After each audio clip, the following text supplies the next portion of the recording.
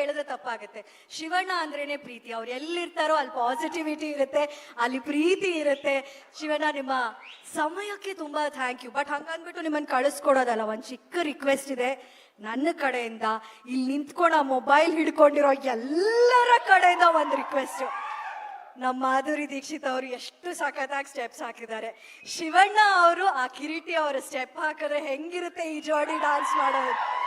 ಅವರಿಬ್ರು ಮಾಡ್ಬೇಕು, ಇವಾಗ ಅವರಿಬ್ರು ಮಾಡ್ಬೇಕು. ನೀವು ಇರ್ಬೇಕು ಶಿವಣ್ಣ. ಇಲ್ಲ, ನಾವು ಅಲ್ಲಿ ನೋ ಶಿವಣ್ಣ ಅಲ್ವಾ ಶ್ರೀಲೀಲಾ ಅವರೇ, ನೀವೇ ಹೇಳಿ. ಶಿವಣ್ಣ ಇರ್ಬೇಕು ತಾನೆ?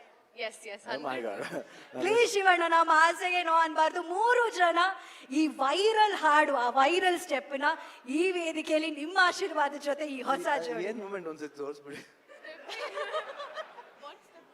ಫಸ್ಟ್ ಸ್ಟೆಪ್ ಹೇಳ್ಕೊಡ್ತಾರೆ ಶ್ರೀಲೀಲಾ ಅವರು. ಅದಾದ ತಕ್ಷಣ ಮ್ಯೂಸಿಕ್ ಬರುತ್ತೆ. ಒಂದೇ 1 ನಿಮಿಷ ಈ ಮ್ಯಾಜಿಕ್ಗೋಸ್ಕರ ಎಲ್ರು ಕಾಯ್ತಾ ಇರಿ.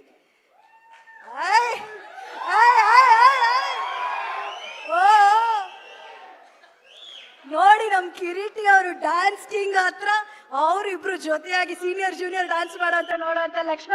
Can we have the music please?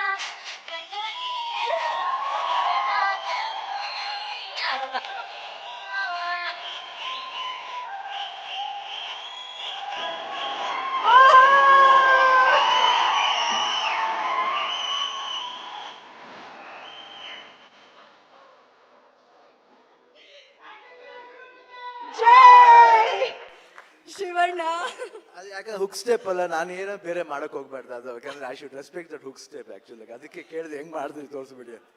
ಅದ್ ಯಾವ ಮಾತು ಲೇಖಕಿಲ್ಲ ಶಿವಣ್ಣ. ನೀವ್ ಇಲ್ಲಿ ಬಂದು ಆ ಸ್ಟೇಜ್ ಮೇಲೆ ಅವ್ರು ಕ್ರಿಯೇಟ್ ಮಾಡಿದ ಮ್ಯಾಜಿಕ್ ಹೇಗಿತ್ತು? Thank you thank you Shivanna for being so sportive. Thank you so much.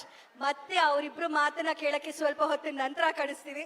ಯಾಕಂದ್ರೆ ಅವ್ರು ಡ್ಯಾನ್ಸ್ ಮಾಡಲ್ಲ ಅಂತ ಹೇಳಿದ್ರು ಮಾಡಿಸಿದ್ದಾರೆ. ಸೊ ಒಂಚೂರು ಕೋಪ ಇರುತ್ತೆ, ಅದು ತಣೀಲಿ. ಥ್ಯಾಂಕ್ ಯು ಕಿರೀಟಿ ಅವರೇ, ಥ್ಯಾಂಕ್ ಯು ಶ್ರೀಲೀಲಾ ಅವರೇ.